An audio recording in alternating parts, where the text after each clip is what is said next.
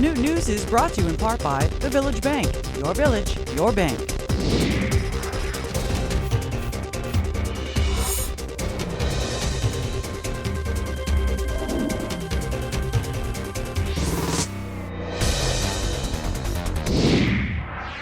The 84th annual St. Mary of Carmen Festival in Nonantum took place from July 17th through the 21st. Each night had a carnival with rides and games for kids and adults, as well as live entertainment each night with numerous bands performing. The St. Mary of Carmen Society works extremely hard to put this festival and everything that goes into it together, and with this being the 84th annual festival, it's safe to say they do a fine job orchestrating this entire event.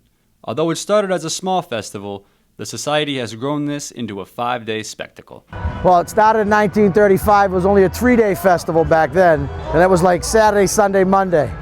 And then that kind of fizzled out after World War II, and they kind of had a revival in the late 60s, early 70s, which became the 5-day festival you see now.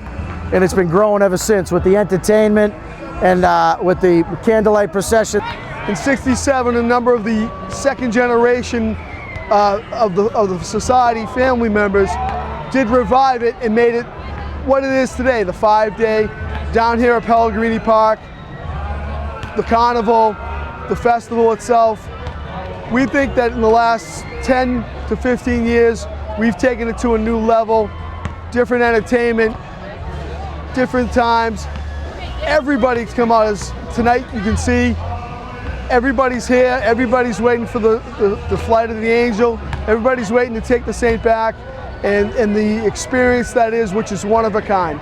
This 84th festival was in memory of Father John Sassany, Michael DeStefano, and Marcello Gentile, whose father was president of the Society for many years. Mr. Gentile also had a pole banner dedicated to him, as everyone keeps him, Father Sassany, and Mr. DeStefano in their thoughts. The festival wrapped up on Sunday with a 2 o'clock procession through the streets of Nonantum with the North End Marching Band, and then a 10 o'clock candlelight procession to Our Lady's Church and the Flight of the Angel. People still come out, they come from everywhere. People spend their vacation time, if they've left from this area, grew up in this area, they still come back every year and make it the success that it is. We plan and put this on all year long, but it's the people who come out that make this the success it is, and every year they show up.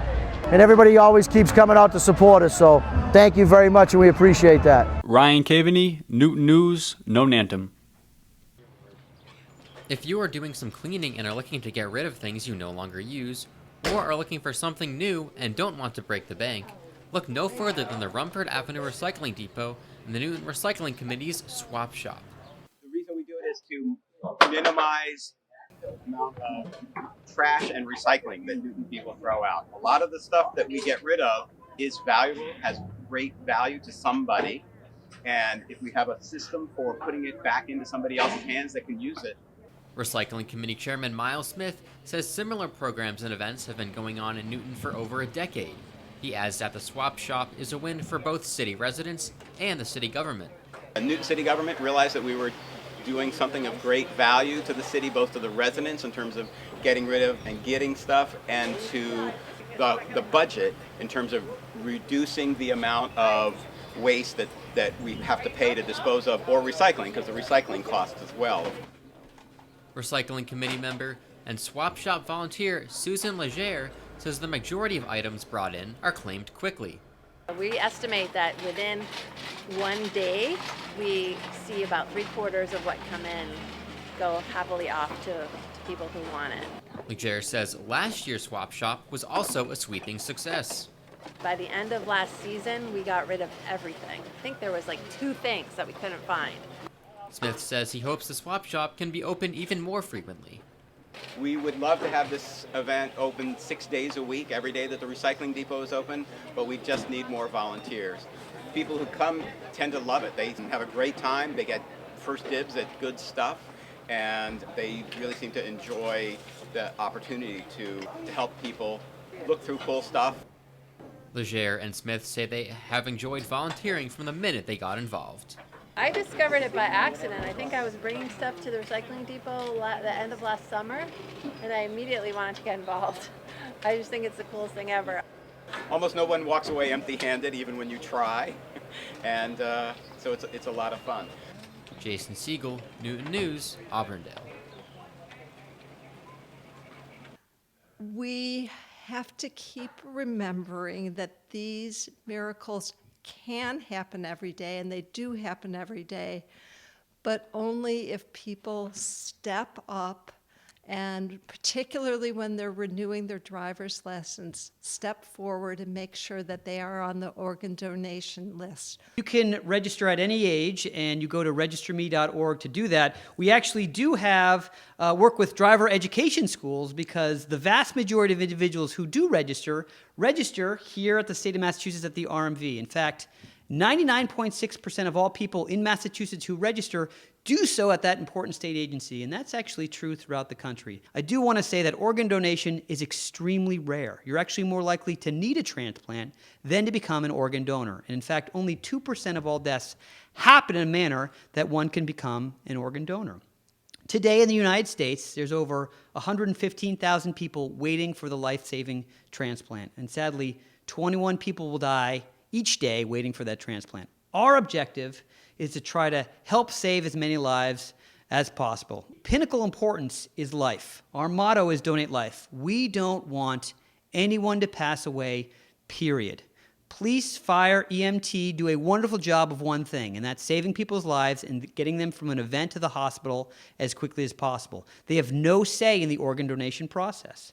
The doctors and nurses at the hospital do a wonderful job of saving people's lives. They have no say in the organ donation process. That only occurs when the OPO, Organ Procurement Organization, is called to see if that individual could be a good candidate for an organ donor. And that only occurs, sadly, when someone has passed away. My name is Jim Pazanese, and I'm here today because somebody donated a lung. I had a lung transplant 5 years ago. I have pulmonary fibrosis, which most people have never heard of. But I'm standing here today because of that, and I'm healthy, and I have one lung. So, and I also volunteer for the Brigham and Women's Hospital, a wonderful organization, and I volunteer for the New England Donor Services for 4 years now. It's just a wonderful organization. I do that because I want to give back. I was given a gift, saved my life, and I need to give back. So the organ donation system, and I also go to Watertown RMV and spend some time there with the folks and encourage people to check the box and donate a life. My theme is what I tell them. I said, be a hero. The last thing you do on this earth is be a hero for somebody. And that's what I do, just give back. We're also here to thank the Massachusetts Department of Health. They have a campaign to encourage people to register at any age. People can register in their 50s, 60s, 70s, 80s, and even 90s. We don't want people to self-select themselves out. There are people on the waiting list that are so sick that even not a perfect organ is going to be better than the organ that you have. Additionally, people can receive transplants at any age. We were just talking about Dick Cheney, the former Vice President of the United States, received a heart transplant at age 72. Do not rule yourself out. And again, thanks to the Massachusetts Department of Public Health.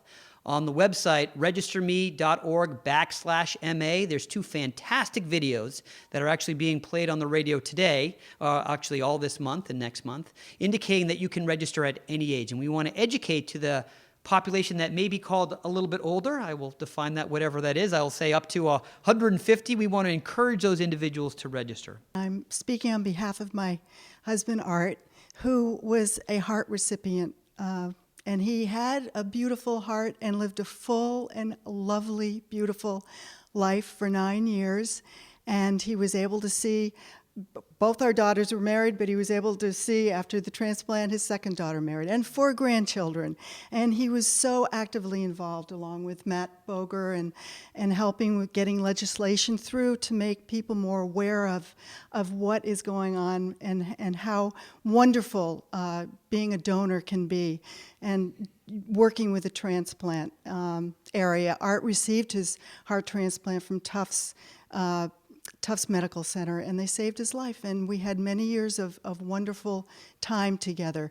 And the story that I have to tell for Art is that it was very important to him that he be able to give as well as to receive. So at the end of his life, he was able to donate both corneas, and 2 people can now see because of Arthur.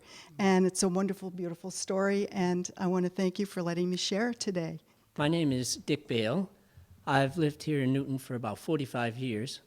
I'm a retired physician in primary care and public health, so I'm well aware of the global importance of this issue internationally. My story was that I was serving in Africa in the World Health Organization and somehow acquired hepatitis C, I think through the practices of a local dentist there. I was compelled because of a dental emergency to seek care. And for 20 years, I had the hepatitis C, and I was screened to make sure that I wasn't going to develop a cancer. I did develop the cancer in between those screenings, and by the time it was discovered, it was nearly inoperable, 1 millimeter, and I wouldn't have been qualified for a liver transplant. So then I had to go desperately searching all over the country, literally, for a center that did liver transplants and had a short enough waiting list so that I wouldn't be disqualified. I found that, fortunately, and there's not a minute that goes by in my life that I'm not grateful for that. It's just incredible that science and the people in these organizations, the doctors and people in Donate Life, can bring us together to a state that many, many people's lives are saved each year. I also wanted to just give one brief statistic. A healthy donor can save 8 persons' lives through organ donation. As Wendy just mentioned, you can restore vision to 2 people with your corneas, and through the donation of tissues such as bone marrow and cartilage, you can help 75 people heal. So the donation of your body after an unexpected death is a gift that will benefit many, many people. I want to especially thank Mayor Fuller and the health department here for their leadership in bringing to light this very important public health problem and bringing Newton, the awareness to Newton and surrounding communities of the importance of registering to donate. Hello, everybody. My name is Jim O'Hare, and real happy to be here today. Fortunate to be here. I've been living in Newton for about 10 years. My life partner is here, and she was a teacher at Newton North for over 30 years. So when I retired and moved here in 08, I started to bike the whole city and walk the whole city and went on the conservatives' walks, and I was having a heck of a time. And all of a sudden, I couldn't do it. All of a sudden, I couldn't breathe like I used to, like I've done all my life. And this disease came out of nowhere. There was no explanation for it. I went to Beth Israel and spent 2 or 3 years there trying to explore it, get to the bottom of it, try to deal with it through medication. And in the fall of the year 2013, my pulmonologist at BI said, "I'm out of tricks." What does that mean? He said, "The only solution for you is a transplant." And, it was impossible really at that time for me to process what that could mean for me and how I would go about it. But I went to the Cleveland Clinic, and in August of 2014, I received the lung like Jim Pazanisi, and here I stand before you today, doing virtually everything I was doing before.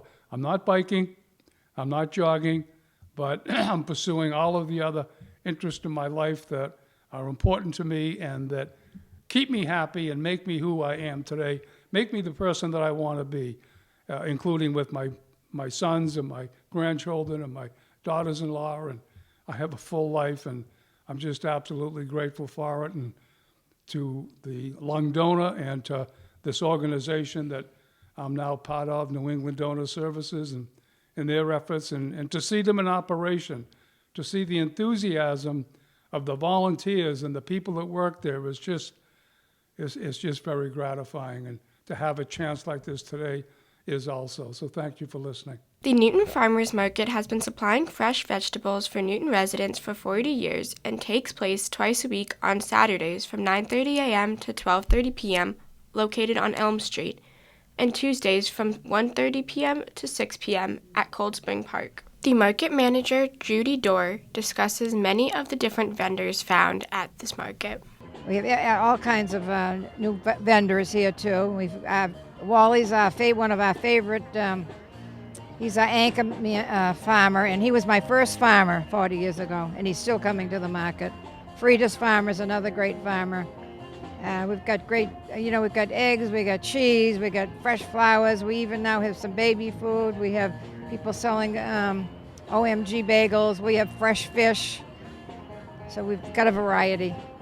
Not only does the farmers market include food, it also includes a live band and clothes to buy. Many of the Newton families love coming to spend their Saturday mornings at the farmers market. We love the farmers market. We look forward to it every year when it comes along. We can walk here. There's lots of kid-friendly, there's music, there's kid-friendly food, there's things for breakfast. We always come usually for the bagels here. And we love supporting the local farms. So that's why we love coming to the farmers market. The vendors come not only from places in Newton, but many places all around Massachusetts to sell their products at the farmers market. So Yummy Mummy Bakery is a bakery based in Westboro, Massachusetts. It's owned by Melissa Reuter, who is a single mom, and everything is homemade in the bakery. It started out really, really small, and it's grown into a great big business as it is now.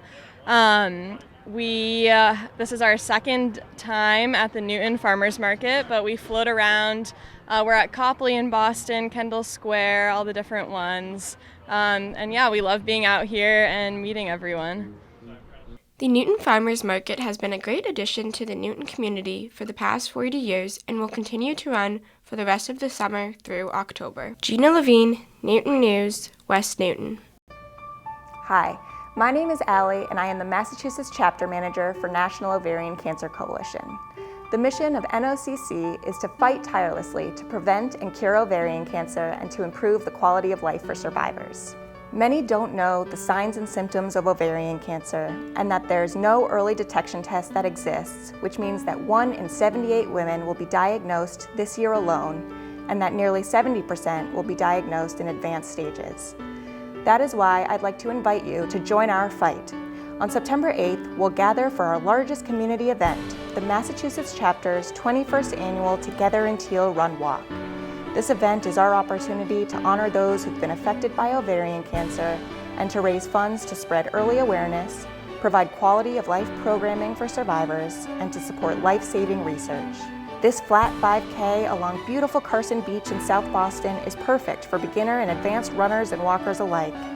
Fun highlights include our celebrity MC, Chef El Simone of America's Test Kitchen, a performance by the talented Tufts Jackson Jills a cappella group, and fantastic chance to win prizes. We're always looking for more corporate sponsors, participants, and day of volunteers. For more information, visit runwalk.ovarian.org/Massachusetts. Thank you so much for your support, and we'll look forward to seeing you on September 8th when we come together in Teal to fight ovarian cancer.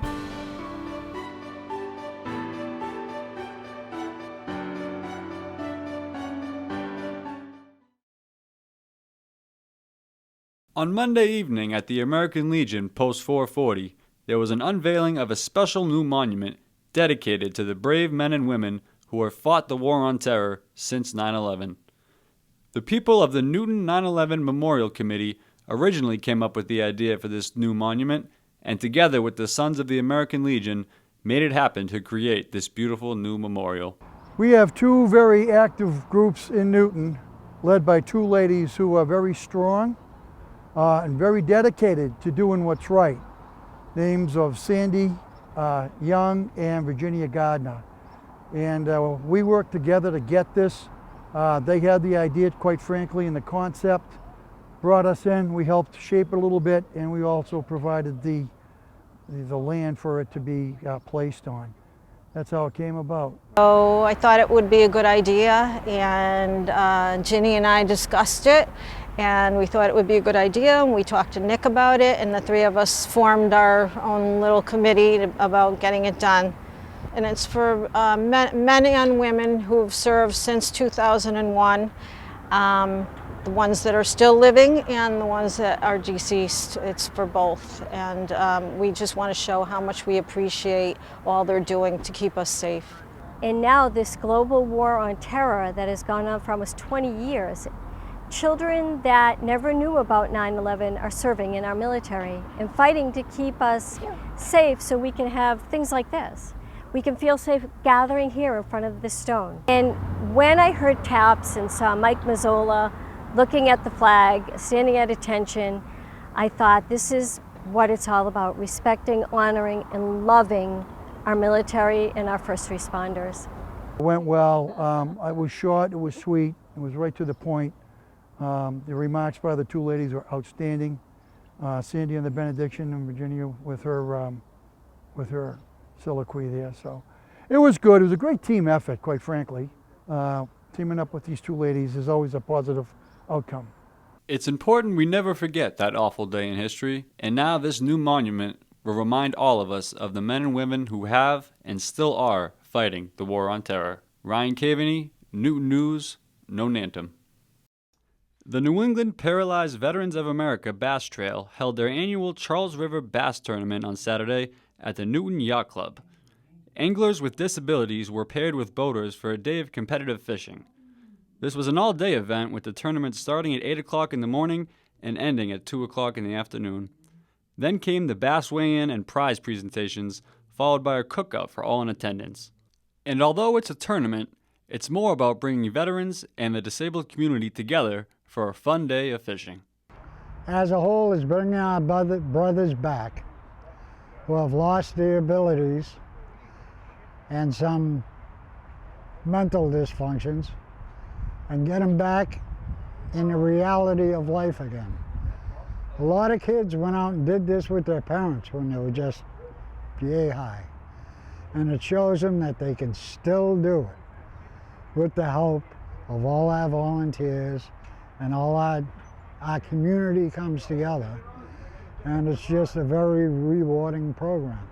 The New England Paralyzed Veterans of America Bass Trail consists of monthly one-day fishing tournaments throughout New England. Although today's tournament was a little extra special, marking 20 years of this event on the Charles River.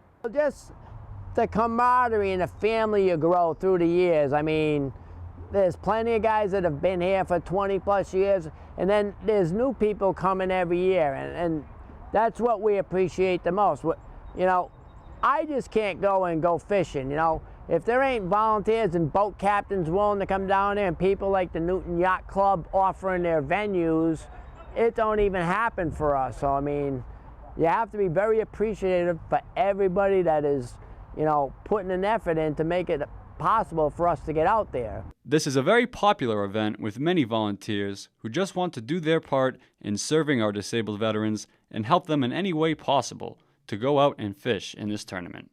Yeah, they don't get the opportunity to get out on the water on a regular basis, you know, like we do. So they really, really appreciate it.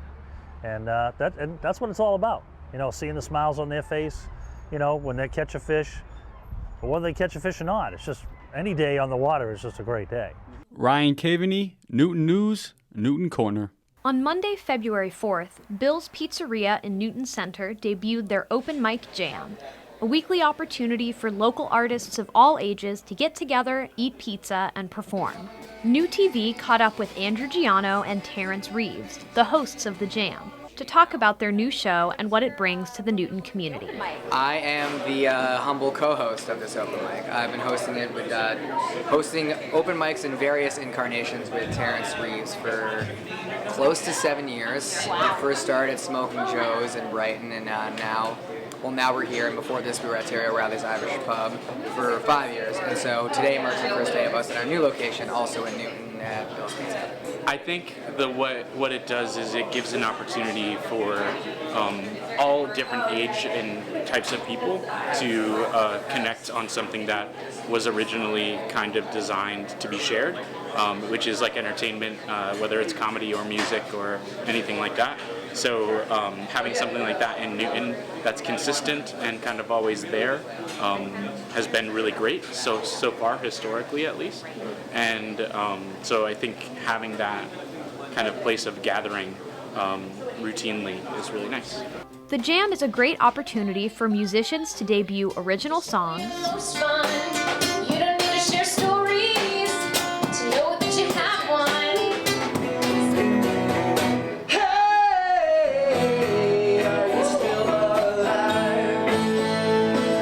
play some covers,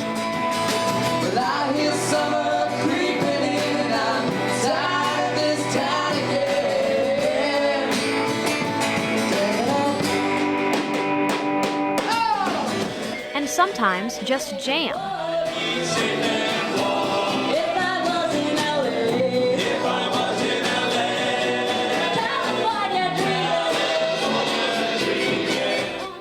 The Jam's not limited just to musicians, though.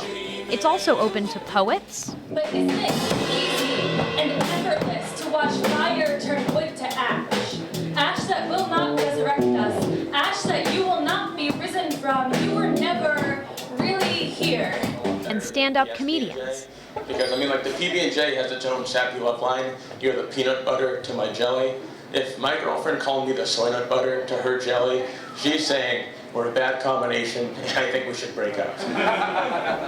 And on Monday, one of New TV's very own interns got to perform. Yeah, I'm here with New TV, that's the Newton Public Access channel. Did I only apply for this internship so I could put me doing stand-up on Newton News? You betcha!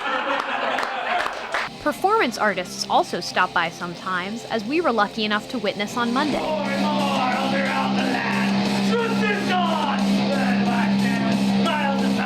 So next time you're in Newton Center on a Monday night, come on in and jam.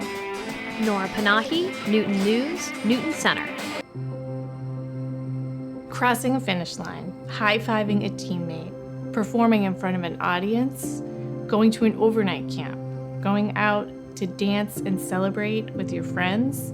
These are all kinds of opportunities that it's easy to take for granted. But without Newton Athletes Unlimited, many people with disabilities would not have those opportunities. I have a lot of friends here, a lot of friends, and people I went to school with, people I went to college with. They've seen me as a role model, they've seen me as a leader. Athletes Unlimited is important for Ben because it is a real anchor in his life. He's doing fun things with all of his friends, being independent, like his brother. I think Athletes Unlimited is important to the city of Newton because it speaks to the whole concept of inclusiveness. It says we are not going to separate people because of their skill sets, we're going to unite them.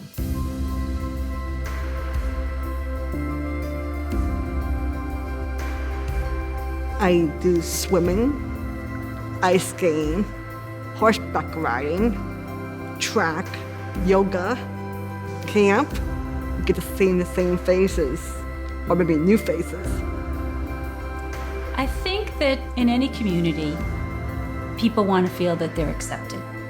And one of the things that happens at Athletes Unlimited is everybody, whether you're a volunteer or whether you're an athlete, you feel 100% accepted for who you are. What it means to my son is that he truly gets to live his life without limits. Everybody works together as a team. There's no I in team. I want my teammates to perform their absolute best. The high fives, the hugs, the connection that is so clearly there, that is so powerful. Athletes Unlimited has been a big part of my life. It's been empowering, inclusive, proud, game changer. I'm very happy. It provides the vision, provides the support that our city needs to put on world-class activities for individuals with disabilities. I love Athletes Unlimited because it helps me to live a long, healthy life.